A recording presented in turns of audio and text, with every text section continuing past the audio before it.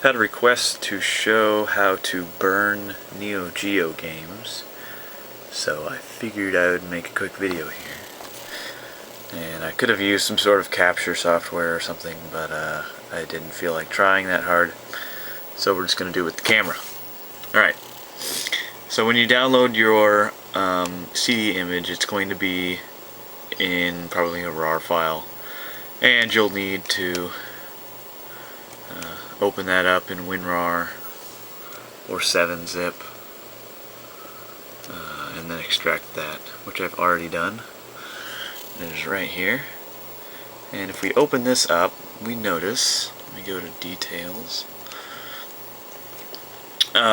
we've got a whole bunch of MP3 files, a Q file and an ISO file, and this README file we totally don't need. So I'm just going to delete that. And these MP3 files are literally the soundtrack for the game.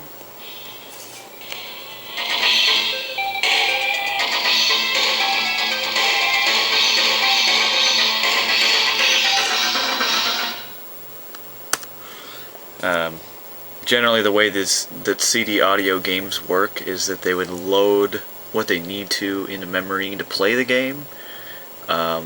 And while you're playing, especially on a fighting game or a shooting game, because they don't need to be necessarily loading that much on the fly while you're playing, they would just be playing the audio from the CD, which would literally be separate CD tracks on the disc.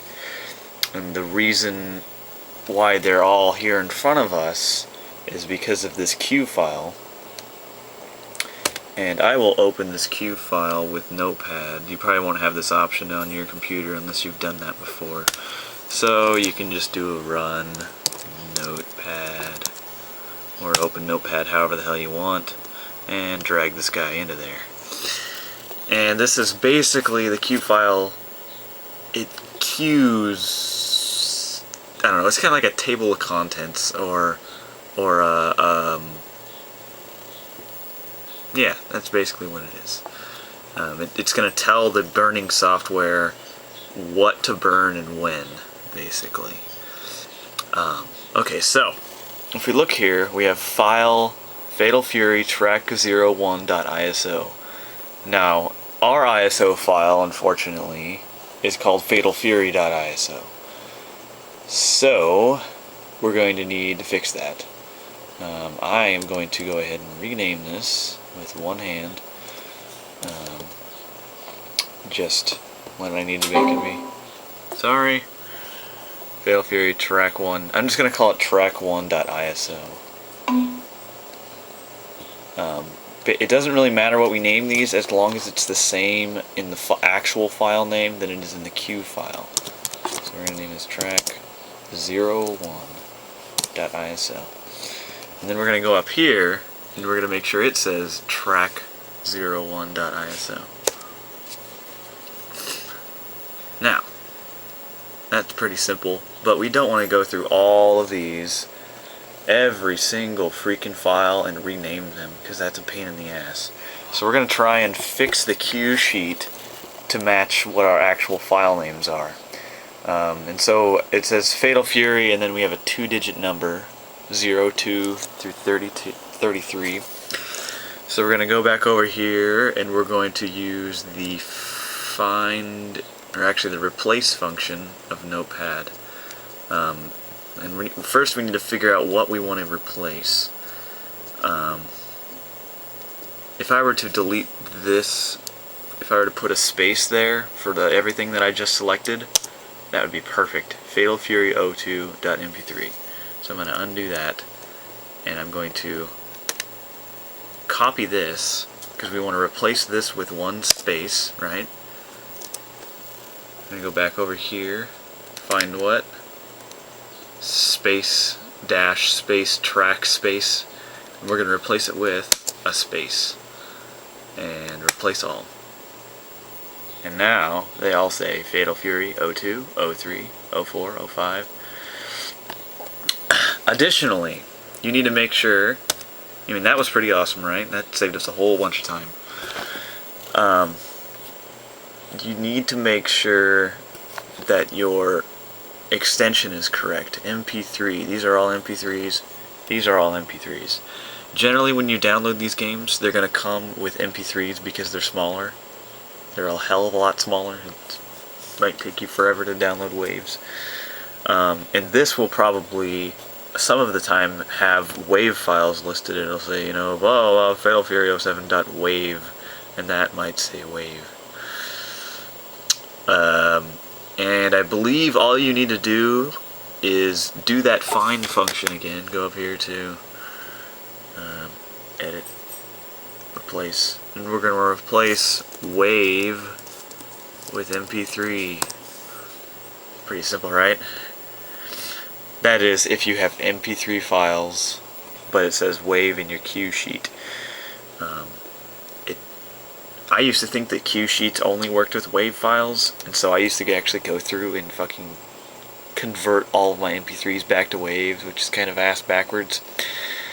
But then I realized one day that it works just fine if you burn them as MP3s.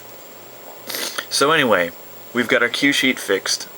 Right now, we just want to double check our ISO is called track1.iso. If we go down here, we've got track1.iso, and our file MP3s are Fatal Fury 02.mp3, or Fatal Fury and then the number 020304. You go up to the top of these, Fatal Fury 02.mp3. I'm not sure if capitalization matters. I don't think it does. So anyway, we're going to make sure this is saved because we're going to need to use it. I'll even just close it down here. We will go back. And the program that I like to use is called ImgBurn. ImgBurn. Now, I don't think you can burn DVDs with this, or at least if you do, it will tell you that you can't burn over 800 megs or something like that. But it works great for burning Neo Geo games, Sega Saturn games. That's about all I ever burn, so that's all I have experience with. So, we are going to write an image file to disk. You can also do this in Nero. Basically, all we're going to be doing is opening that cue file. Now, my desktop is a mess, and let's see, I think I made a new folder. Let's go back into here and see. Okay, we've got a cue file and we've got an ISO file. Normally when you're burning something, you burn the ISO file. But if we burn the ISO file, our game won't have any music, if it actually boots at all. Because we need all those MP3 tracks, and it's just not showing them here. If we go down to all files, they're all still there. But, no, I'll just leave it like that. We want to burn the cue file. It doesn't actually burn the cue file, we're just giving it the cue file to know what to burn and when. So we're going to hit the cue file, open her up, take a second. And if I had a disc in here, I'm not actually going to burn this right now because I don't own the game yet, and I'm really a dick about that. This will light up as soon as you have a blank disc in there. Just click that, it'll burn it. ImgBurn by default will also verify your disk if you have a PC with a motorized drive, as opposed to these ones that on the laptop, which don't actually move at all. They just kind of click open. It will open your disk at some point when it's done, and then close it again, and then verify it.